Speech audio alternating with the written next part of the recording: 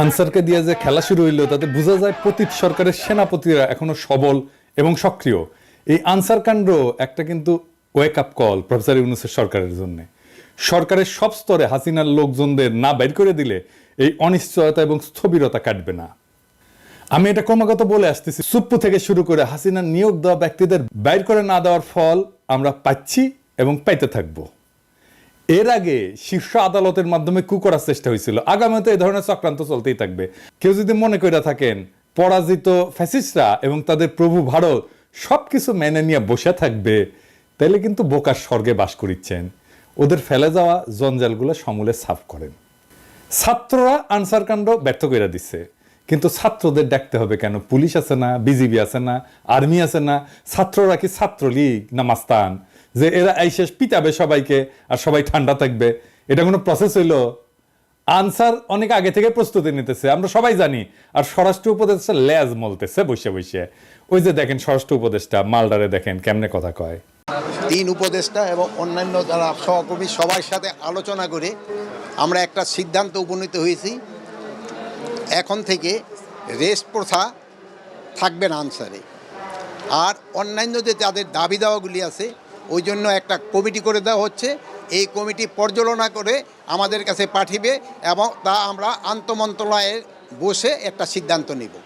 এইটি আপনাদের কাছে আপনার এই মেসেজটা সবাইকে পৌঁছায় দেন। রেস প্রথাটা এটা একটু ব্যাখ্যা করলে ভালো হয়। রেস প্রথাটা হচ্ছে আমাদের নিয়ম নীতিমালা নিয়োগ বিধিমালা অনুযায়ী ওনারা 3 বছর চাকরি করার পরে 6 মাস যাবত ওনারা রেস্টে থাকে। এরপরে ওনারা আবার অঙ্গীভূত হয় 6 মাস পরে। এই 6 মাস ওনাদের জীবন জীবিকাটা একটু দুর্দশার মধ্যে থাকে, সেই জন্য ওনাদের মূল সমস্যাটা ওই জায়গায়। এই জন্য আমরা সবাই মিলে একটা একমত পোষণ করি যে এই প্রথাটা যেন বাতিল করা হয়। নিয়োগ বিধিমালা থেকে সেটা আমরা কিভাবে বাতিল করা হবে সেই প্রক্রিয়াটার মাধ্যমে আমরা এটাকে রেগুলার জব হিসাবে কিভাবে করা যায় সেটা আমরা দেখেছেন কথা কিতে পারে কাঁপিচ্ছে। হ্যাঁ, কাঁপিচ্ছে কেমন করে? আমি শিওর ডরাই প্যান্ট ভিজাই ফেলছে। এরা কোন আক্কেলে স্বরাষ্ট্র উপদেষ্টা বানাইছে? শোনা যায় এরা নাকি বিএনপির রিকমেন্ডেশনে করা হয়েছে। সত্য মিথ্যা জানি না। উই নাকি কেউ গেলেই তাকে কয় যান বিএনপি করেন, এটা নাকি কয় উই বিএনপির প্রতি কৃতজ্ঞতায়। যাই হোক, সত্য মিথ্যা তো জানি না। আবার অনেকে আমার কাছে উষ্মা প্রকাশ করেছে যে আমি কেন ওরে 111 কইছি। উই নাকি ররে ফাটায় ফেলবে একেবারে, কারণ বিডিআর বিদ্রোহ নিয়ে ইন্ডিয়ারে ধরবে, ও ঠাইসা ধরবে। আপনাদের কি মনে হয় ইন্ডিয়ার সামনে দাঁড়ানোর হিম্মত রাখে? সব অপদার্থ উপদেষ্টা নিয়ে চলতেছে। আর এক উপদেষ্টা তৌহিদ সাহেব, উনি মায়ের বাচ্চা হবে তাই ছুটি নিয়ে নাকি আমেরিকা গেছে। এটা রক্তাক্ত বিপ্লবের পরে এই হইতেছে উপদেষ্টার অবস্থা। সালেজন কইছে যে সমস্ত মামলা দেওয়া হইতেছে তার নাকি প্রথম পর্যায়ে পার হইতে পারবে না। তো এর দায় কার বলেন? আপনারাই বলেন। স্বরাষ্ট্র আর আইন উপদেষ্টার তো নাকি? যাই হোক, আসিফ নজরুল্লাহ এটা ব্যাখ্যা দিছে, কিন্তু এটা নিয়ে পরে আলাপ করবো। আজকে অন্য বিশাল প্রচুর আলাপ আছে, সেই জন্য আজকে এটা ধরিচ্ছি না। তো যে অভিযোগে মামলাগুলো দেওয়া হয়েছে তার বেশিরভাগ ক্ষেত্রে তো হাস্যকর। যেভাবে গ্রেপ্তার হচ্ছে অতি নাটকীয়, আর যেভাবে আদালতে তোলা হচ্ছে তার দায়িত্ব জ্ঞানহীন। আপনি যদি কোনো একজনকে অভিযুক্ত করে আদালতেই তোলেন, তারে মাইরা বিসি ফাটায় তো দিতে পারেন না, তাই না? আপনি শুরু করলেন ডিম মারা দিয়া, এটা মানা যায়। কিন্তু এখন আপনি এমন মাইর দিলেন যে বিসি ফাইটে যাবে। মাহমুদুর রহমানের উপরে কুষ্টিয়া আদালত প্রাঙ্গণে হামলা আর কালামানিকের বিসি ফাটায় দেওয়া কোনভাবে আলাদা? আসিফ নজরুল কইছে দুটো নাকি আলাদা না, দুটো একই জিনিস। অগ্রজ সাংবাদিক মাহমুদুর রহমান সাহেব, উনাকে আদালতে কি নির্মম ভাবে রক্তাক্ত করা হয়েছিল, তখন আপনারা সবাই কি প্রশংসা করেছিলেন? আপনাদের টিভিতে কি এই নিউজটা দেখাতে পেরেছিলেন? বিএনপির আইনজীবীরা এই কাজ করতেছেন কলে, এটা সবাই কইতেছে। নিজের বিবেককে প্রশ্ন করেন কাজটা ঠিক করতেছেন কিনা। মানিকের বিসি ফাটাইলে পাবলিকে খুশি হবে। আমার তো মনে হচ্ছে যে পাবলিক খুশি করার মিশনে নামিছেন উপদেষ্টারা। একজন গ্রেপ্তারকৃত অভিযুক্তকে যদি নিরাপত্তা দিতে না পারেন, তাহলে ক্যান্টনমেন্টের মধ্যে আদালত বসান। ক্যান্টনমেন্ট ছাড়া তো এখন আপনাদের কোনো গতি নাই। কিছু হইলে ক্যান্টনমেন্ট, কিছু হইলে আর্মি, তো যান ক্যান্টনমেন্টের মধ্যে যে আদালত বসান, ওইখানে নিরাপত্তা দিতে পারবেন। তো মানিকের উপরে হামলার জবাব কিন্তু প্রফেসর ইউনূসকেই দিতে হবে। আজ হোক কাল হোক, একসময় দিতে হবে। বিএনপির আইনজীবীদের কেউ এই প্রশ্ন করবে না। প্রফেসর ইউনূসকে এমন একটা বিব্রতকর প্রশ্নের মুখে ঠেলে দেওয়া কার স্বার্থে, কার উপকার করবে? মনে রাখেন, উনি যে আছেন এই জন্য ওয়েস্টকে আমাদের ব্যাপারে হোস্টাইল করতে পারতেছে না ইন্ডিয়া। উনারা আজাইরা বিব্রতকর পরিস্থিতিতে ফেলেন না, উনারা বিব্রতকর পরিস্থিতিতে ফেলবে ইন্ডিয়ান লেসপেন্সারেরা। আপনি যদি ইন্ডিয়ান লেসপেন্সারদের জন্য দেওয়া প্রভুপাদ উপাধি পাইতে চান, সেটা অবশ্যই আলাদা কথা। তো প্রফেসর ইউনূসের ডিপেন্ড করলাম, এবার ওনারা এটা ধরি না, কি কন আর ধরি। স্যার আপনি যে জাউরার লগে দেখা করছেন, এই যে ইন্ডিয়ান হাই কমিশনার, আমি খুব মাইন্ড করেছি। আপনার কেউ নিশ্চয়ই বলে যে পিনাকি হুদাই মুখ খারাপ করে। হ্যাঁ দেখেছেন কি টাইটেল করেছে, দেখেছেন পত্রিকার নিউজে দেখেছেন? হ্যাঁ এই টাইটেল যদি সত্যি না হয় তাহলে আপনার দপ্তর থেকে প্রতিবাদ পাঠাবেন, আর যদি সত্য হয় তাহলে আপনাকে জবাব দিতে হবে কেন ইন্ডিয়ার কাছে আপনি সাহায্য চাইছেন। প্রণয় ভার্মার লগে আপনার দেখা করতে হবে কেন? সৌজন্য, হ্যাঁ ওই যে কইছে সৌজন্য সাক্ষাৎ, তো ও সৌজন্য দেখাইছে আপনারে স্যার? কি কন? আপনার শপথ অনুষ্ঠানেও আসছিল, আসে নাই, ওই সৌজন্যটাটুকু দেখাই নাই। এই তো জাউরের সৌজন্য বোধ, তাই না? আপনি বলেন ছাত্ররা আপনার দায়িত্ব দিছে, তো ছাত্ররা কি ভারতের সাথে কুসুম কুসুম সম্পর্ক অনুমোদন করে? করে না তো। তবে এই ছাত্রদের সম্পর্কে কিছু বলা দরকার একজন অগ্রজ হিসাবে, আর এই এই লড়াইয়ের একজন স্টেক হোল্ডার হিসেবে। আর প্রফেসর ইউনূসকে কিছু ইনসাইড স্টোরি সম্পর্কে বলা দরকার, তাইলে ওনার বক্তব্যগুলো আশা করি আরো নিখুঁত হবে। এই বিপ্লবটা স্যার ছাত্ররা শুধু একা করে নাই। ছাত্ররা লড়াইয়ের স্পিয়ার হেড ছিল, মানে যারা রাজনীতির ভাষায় বলে ভ্যানগার্ড, মানে কমিউনিস্টরা কয় আর কি ভ্যানগার্ড। বর্ষার ফলার মতো আর কি। বর্ষার ফলা কিন্তু একা কিছু না, এটা অকার্যকর অস্ত্র বা সামান্য কার্যকর অস্ত্র। আর পিসের লাঠিটাও একা কিছু না, সামান্য কার্যকর অস্ত্র, কিন্তু দুইটা একসাথে এটা কার্যকর অস্ত্র হয়ে ওঠে। তো বর্ষার ফলাটা হইতেছে ছাত্ররা, আর জনতা হইতেছে পিসের লাঠিটা। ছাত্রদের সাথে জনতাও নামছিল, ব্যাপকভাবে নামছিল। শুধু বিশ্ববিদ্যালয়ের ছাত্র না, মাদ্রাসা ছাত্ররা নামছিল, শহীদ হয়েছে কাতারে কাতারে। কে নামে নাই? রিকশাওয়ালা, গার্মেন্টস ওয়ার্কার, জামাত, বিএনপি, হেফাজতের কর্মীরা, আবু সাইদকে শিবিরের সাথী। তো গত 15 বছর ধরে যারা লড়াই করছে তাদের রক্ত অশ্রু কান্নার উপরে দাঁড়ায় আছে এই লড়াই। এই লড়াই দাঁড়ায় নাই? এই লড়াইকে আকাশ থেকে পড়ছে? হঠাৎ করে বিজয় আসছে? আবু সাইদ যে বুক চিতায় দাঁড়াইছে, এই দাঁড়ানোটা প্রথম কে দাঁড়াইছে বাংলাদেশে? দেখেন তো এই ছবিটা, গার্ডিয়ানে ছাপা হয়েছিল, বিএনপি কর্মী। তারা এইভাবে অসংখ্যবার দাঁড়াইছে। মুক্তিযুদ্ধে যেভাবে আওয়ামী লীগ কুক্ষিগত করেছিল, জনতার বিজয়কে আওয়ামী বিজয় রিডিউস করছিল, সে একই কাজ কইরেন না। আওয়ামী ন্যারেটিভের পরাজয় তো দেখলেন, এবার আপনাদের এই ন্যারেটিভও কিন্তু পরাজিত হবে যদি এটারে ছাত্রদের লড়াই হিসাবে শুধুমাত্র প্রতীয়মান করেন। 5 তারিখে আর্মি গুলি চালায় নাই, চালাইতে পারতো। চালাইলে কি হইতো? প্ল্যান কি ছিল? প্রফেসর ইউনূসকে জিজ্ঞেস করেন। আমি ওনারে একটা কাজ করতে রিকোয়েস্ট করছিলাম, স্যার তো জানেন আপনি, যাতে আর্মির গুলি করা ঠেকানো যায়। উনি কাজটা করছিলেন, আপনাকে ধন্যবাদ। ওনার কাজটা সূত্র ধইরা আমার একজন বড় ভাই যিনি জাতিসংঘে কাজ করতেন, তিনি জাতিসংঘে কিছু গুরুত্বপূর্ণ ভূমিকা রাখছিলেন। জাতিসংঘের মহাসচিবের কাছে একটা ক্রুশিয়াল ভূমিকা ছিল। আমি প্রফেসর ইউনূসকে জানাইছিলাম যে এত কিছুর পরেও যদি আর্মি গুলি করে তাহলে প্ল্যান বি কি? আর্মির সাবেক জেনারেলরা আর্মি কনভয়ের সামনে দাঁড়াইতো। কারা কারা দাঁড়াইতো আমি আজকে নাম কইলাম না। হাসিনা যদি টিকা যাইতো তাহলে প্ল্যান সি ছিল। লড়াই এমন জায়গায় পৌঁছাইছিল যে আমরা সশস্ত্র লড়াই করলেও জিতে আসতে পারতাম, আর আমরা সেটা করতামও, আন্তর্জাতিক শক্তির সাহায্য নিয়ে করতাম, আগাইছিলামও। আর বেশি না কই। এইবার আমি একটা খুব খারাপ একটা সেন্সিটিভ প্রশ্ন করি, স্যার আপনারাও করি, ছাত্রদেরকেও করি, কিছু মনে কইরেন না প্রফেসর ইউনূস এবং ছাত্ররা। এই যে কয়েকশো পুলিশ মারা গেল, মাইরা যে টাঙ্গায় রাখা হলো, কে করছে? ছাত্ররা। আপনারা এটার ওনারশিপ নেবেন? নেবেন না তো। থানা আক্রমণ হইল একের পর এক, এমন কোন থানা নাই বাদ গেছে। পুলিশ যে আতঙ্কে পলাইলো, কে মাইরা টাঙ্গায় রাখছিল? কে? ছাত্র ভাই আপনারা রাখছিলেন? হ্যাঁ, কে করলো এটা নিশ্চয়ই বুঝতে পারতেছেন। এই বিপ্লবী সহিংসতা কোনো র্যান্ডম ঘটনা না, আর এইগুলো ছাত্ররা করেও নাই। কিন্তু এই বিপ্লবী সহিংসতার একটা ডিসাইসিভ রোল ছিল। হাসিনা না পড়লে পুলিশের পরে আমলাদের সিরিয়াল ছিল। হ্যাঁ আমি জানি, বাইসা গেছেন আপনারা। ওই যে সব সুন্দরী সব অপসরীরই একটা দুর্গন্ধযুক্ত গুজ্জদার থাকে, সেরকম এইরকম বিপ্লবের একটা বিপ্লবী সহিংসতা থাকে যেটা কেউ ওন করে না। কিন্তু ওই বিপ্লবী সহিংসতাটা দরকার। সেই জন্য আপনি বিপ্লবের পুরা গল্প কোনোদিন পাইবেন না, কারণ এই কথাটা কেউ বলবে না যে আমি এটা করেছি, কেউ বলবে না, কেউ স্বীকার করবে না, কিন্তু এটা হয়েছে। যাই হোক, তাই সবাইরা বাদ দিয়ে একটা গ্রুপকে মহিয়ান করে তোরা কৌশলকে বাদ দিতে অনুরোধ করি। তরুণ ছাত্র নেতা এবং উপদেষ্টা পরিষদের জন্য সামনে কিন্তু বিপদ আছে। বিপদটা কি আমি একটু বলি, খুইলা বলি। ছাত্ররা একটা শক্তি, সত্য, কিন্তু ছাত্র নেতারা ডিসপোজেবল। ডিসপোজেবল কথাটা শুনে আবার মাইন্ড করেন না। ছাত্র নেতাদের শক্তি অতি ক্ষণস্থায়ী। আমিও ছাত্র নেতা ছিলাম, আমিও ঠিক 90-এর অভ্যুত্থানের নেতা ছিলাম। হাজার হাজার ছাত্রকে ডাক দিলে এক কাতারে আনতাম। এখন ওই ছাত্রদের আনতে পারবো? পারবো না, কারণ তারাও ছাত্র নাই, আমিও নাই। ওদের সবার সংসার হয়েছে, রাজশাহী মেডিকেল কলেজে গেলে হ্যাঁ সাবেক ছাত্র পরে পরিচিতি পাইছে, পিনাকি ভট্টাচার্য হয়েছে, সেই জন্য হয়তো আসবে অনেকেই। কিন্তু আমি যদি আজকার পিনাকি না হইতাম কেউ আসতো না। ছাত্রনেতার তার যে কনস্টিটিউয়েন্সি সেটাতে খুব অল্প সময় থাকে, খুবই অল্প সময় থাকে। ওই যে জায়মান অক্সিজেন বলে কথা আছে না, সামান্য সময় থাকে, ওই রকম জায়মান তার শক্তিটা। এই যে 90-এর অভ্যুত্থানের অগ্রপথিক ছাত্র নেতারা, এই যে দেখেছেন ওনারা কোথায়।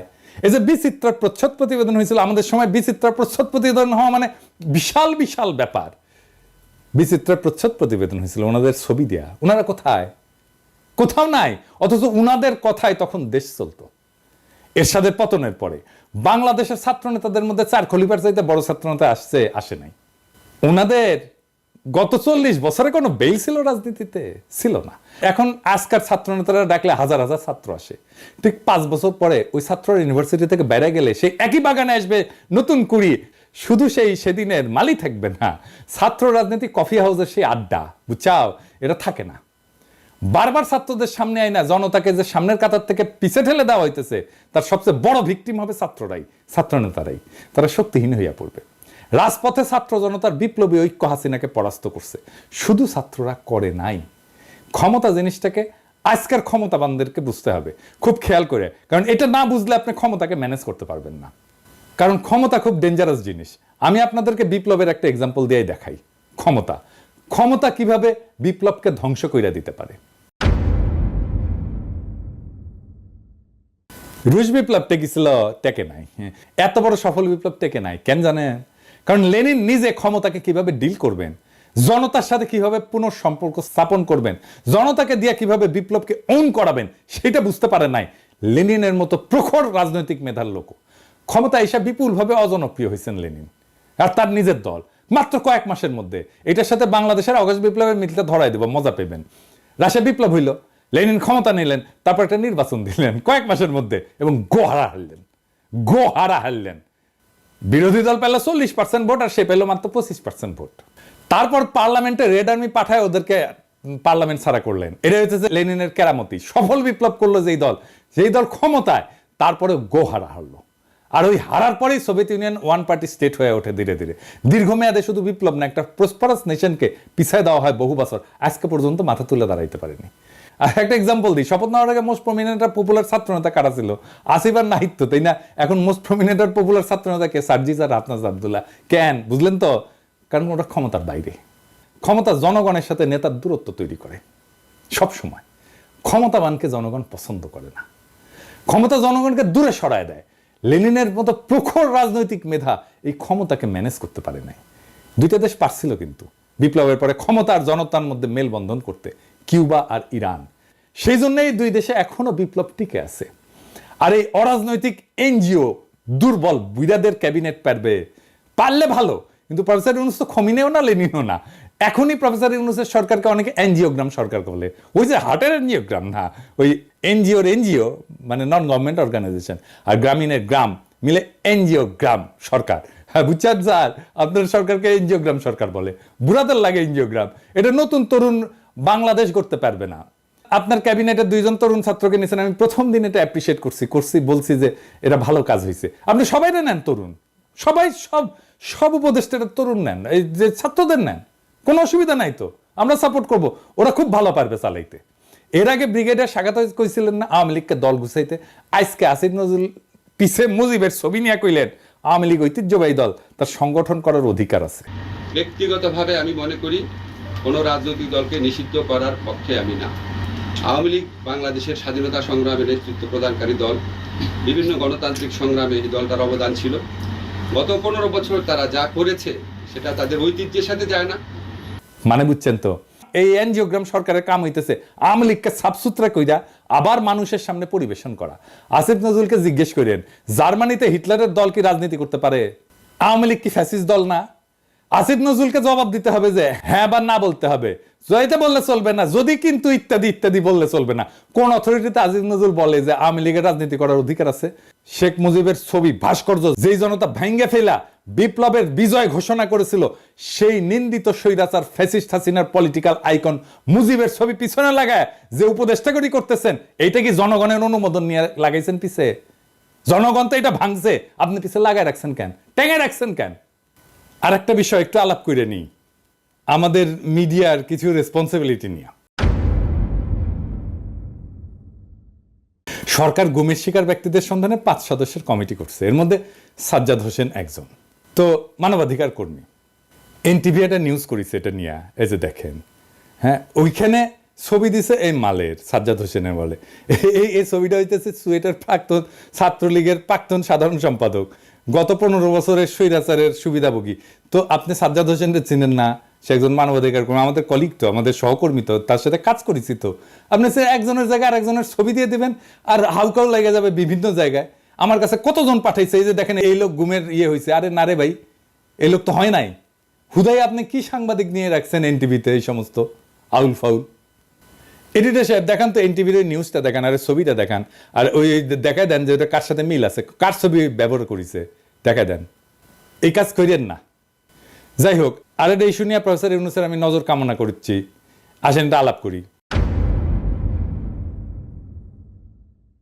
হাজার হাজার আহত জনতা ছাত্র কাতরাইতেছেন। আপনি বলছিলেন না এদের চিকিৎসা ব্যবস্থা করবেন, আর তালিকা করতে পারলেন না আহত নিহতদের। আপনার উপদেষ্টাদের তো জানাই না কেমনে দেশ চলে, কিভাবে দেশটা ফাংশন করে, কয় হাজার আহত, 10,000, 20,000, তালিকা করতে পারেন না এতদিনে। একটা হসপিটালে তো গেছে সে, তাই না? যে কোনো হসপিটালে যে কোনো আহত রোগীর একটা আলাদা ডেটাবেস থাকে, ওটারে পুলিশ কেস বলে, এটা লাল সিল দেওয়া থাকে, ইনকা করে ঠাকাস করে মেরা দেয়। তো এই পুলিশ কেসগুলোর তথ্য নিয়ে রোড ট্রাফিক অ্যাক্সিডেন্ট, সাপে কাটা আর বিষ খাওয়া, এই 3 ধরনের রোগী যদি বাদ দেন 18 জুলাই থেকে 5ই আগস্টের, তাহলে আহতদের পূর্ণাঙ্গ তালিকা পেয়ে যাবেন। ওখানে ঠিকানাও থাকে, ফোন নাম্বারও থাকে। 1 সপ্তাহের কাজ, আর একটু ভ্যালিডেট করে 1 সপ্তাহ, ম্যাক্সিমাম 1 সপ্তাহের কাজ। দেশ কেমনে চলে এটা জানেই না, এইগুলারে আপনি উপদেশটা বানাইছেন তো বানাইছেন, বানান ছাত্রদের বানাইতেন, সবগুলোই ছাত্র নিতেন, খুব ভালো কাজ করবে। আমি প্রথমে 2 জন ছাত্র বানাইছিলেন উপদেশটা, আমি কইছিলাম এটা ভালো কাজ করেছেন, আর সবগুলোরে নিতেন ছাত্র, কোনো সমস্যা ছিল না তো। যাই হোক, এই আলাপে শুধু ছাত্র না, ছাত্র জনতার এই বিপ্লবের অংশগ্রহণ নিয়ে কথা বলছি। তো আমি শহীদদের নিয়ে এপিসোডে মাঝে মাঝে শেষ করতাম। আজকে আমি যারা নিয়ে কথা বলবো সে শহীদ কিনা জানি না, কিন্তু এই আন্দোলনে সে একজন নিখোঁজ ব্যক্তি। আসেন তারে নিয়ে একটু কথা বলি। ইয়াসিন আরাফাত একজন দরিদ্র শ্রমিক, রাজধানীর ঢাকার কুড়িল এলাকায় ইঞ্জিন মেকানিক হিসেবে কাজ করতেন। একই এলাকায় ফুচকা বিক্রি করতেন বাবা আবুল কালাম। গত 18 জুলাই বিকেল ইয়াসিন আরাফাত বাবাকে ফোন দিয়ে বলে, বাবা আমি খুব বিপদে আছি। এরপর ফোনের লাইন কেটে যায়। ওই ঘটনার 1 মাস পার হলেও ছেলের সন্ধান পাননি আবুল কালাম। সন্তানের খোঁজে বিভিন্ন জায়গায় ঘুরে বেড়াচ্ছেন। অন্যদিকে নিখোঁজ থাকার পর অনেকে ফিরতে শুরু করেছেন পরিবারের কাছে, কিন্তু ইয়াসিন আরাফাত ফেরেনি। কেউ তার খোঁজ নেয়নি, কেউ ফেসবুকে লেখেনি, তাকে নিয়ে কোনো পত্রিকা স্টোরি করেনি। করবে কেন? সে তো আর এলিট না, নিতান্তই সাধারণ শ্রমিক, যারা কোনো প্রতিদানের আশা ছাড়াই লড়াইয়ের মাঠে নেমেছিল। কোনো কোটা না, কোনো চাকরির ন্যায্যতা না, নিতান্তই সে হাসিনার নির্মম শাসনের বিরুদ্ধে, ছাত্রদের উপরে চলা নির্মম ফ্যাসিস্টের আক্রমণে বিক্ষুব্ধ হয়ে পথে নেমেছিল। সম্ভবত তার জীবনটাও দিয়ে দিয়েছে। তারপরে বেওয়ারিশ লাশ হয়ে কোথাও দাফন হয়ে মাটিতে মিশে গেছে এতদিনে। তার বাবা কাঁদতে কাঁদতে ছেলেকে খুঁজছে। তার কান্নাও একদিন শুকিয়ে যাবে। বিপ্লবের এমন অসংখ্য শহীদ অগোচরে থেকে যাবে। এইসব জানা অজানা অসংখ্য শহীদদের রক্ত মারিয়ে যারা ক্ষমতার মসনদে বসলেন, তারা এই ফ্যাসিস্টকে সাফসুতরো করে আবার আমাদের পরিবেশন করবেন। হাসিনার অনুগতদের দিয়ে প্রশাসন চালাবেন। পিছনে ফ্যাসিস্টের আইকনের ছবি ঝুলিয়ে একটুও গ্লানিতে ভুগবেন না। ইয়াসিন আরাফাতের বাবা আবুল কালামের জীবনটা এক অসীম দুঃখে ডুবে গেছে। প্রত্যেকদিন সকালে হয়তো তিনি ঢাকার কুড়িলে যান, যেখানে একসময় তার ছেলে ইয়াসিন আরাফাত কাজ করত। পুরনো স্মৃতির টানে তিনি প্রতিদিন সেখানে যান, যেন অলৌকিকভাবে ছেলেকে দেখতে পাবেন হঠাৎ। কিন্তু ইয়াসিন আরাফাত ফেরে না, আর কোনোদিন সে ফিরবে না। আবুল কালামের চোখের পানির কোনো শেষ নেই। সেই জন্যই তিনি কাঁদেন, অবিরাম কাঁদেন। তিনি জানেন যে তার কান্না কখনোই শেষ হবে না। প্রত্যেকটা দিন তাকে মনে করিয়ে দেয় তার ছেলে আর মেয়ে। কিন্তু তবুও তিনি আশা ছাড়েন না। ছেলের খবর পাওয়ার আশায় দিন রাত কাটান। এদিকে ক্ষমতার খেলার মঞ্চে এই সাধারণ শ্রমিকের আত্মত্যাগ কোথাও স্থান পায় না। অন্যদের মতো ইয়াসিনেরও কোনো স্বীকৃতি নেই। তার জীবনটা যেন একটা নিষ্ফল স্বপ্নের মতো। তার বাবা আবুল কালাম নিজের চোখের জল দিয়ে সেই স্বপ্নকে কবর দিয়ে যাচ্ছেন প্রত্যেক দিন। কিন্তু এই নিঃশব্দ কান্নার মধ্যেও আরেকটি আগামী বিপ্লবের বীজ রোপিত হয়েছে। ইয়াসিন আরাফাতের রক্তের ফোঁটাগুলো সেই বীজের জন্যে জল হয়ে থাকবে। হয়তো একদিন, অনেক অনেক দিন পর, এই রক্তের রঙে রঙিন হয়ে, এই রক্তের রঙে রঙিন হবে নতুন একটা ভোর। ইয়াসিনের মতো অজানা শহীদদের রক্তেই ফুটে উঠবে সেই ভোর, যা সত্যিকার স্বাধীনতার আলোকে আলোকিত। ততদিন পর্যন্ত আবুল কালামের চোখে থাকা আশা হয়তো ম্লান হবে না, কারণ তার ছেলের আত্মত্যাগ সেই দিনের বিপ্লবীরা ঠিকই স্মরণ করবে, যে বিপ্লব এক এলিটের হাত থেকে আর এক এলিটের হাতে ক্ষমতা হস্তান্তর করবে না। এভাবেই অগণিত শহীদের আত্মত্যাগ একদিন ইতিহাসের পাতা জুড়ে লেখা হবে। আর তখনই হয়তো আবুল কালামের চোখের জল একটু থামবে এবং তিনি জানবেন যে তার ছেলে কোনো অচেনা ইতিহাসে হারিয়ে যায়নি, বরং সেই ইতিহাসের অংশ হয়ে বেঁচে আছে। ইনকিলাব জিন্দাবাদ।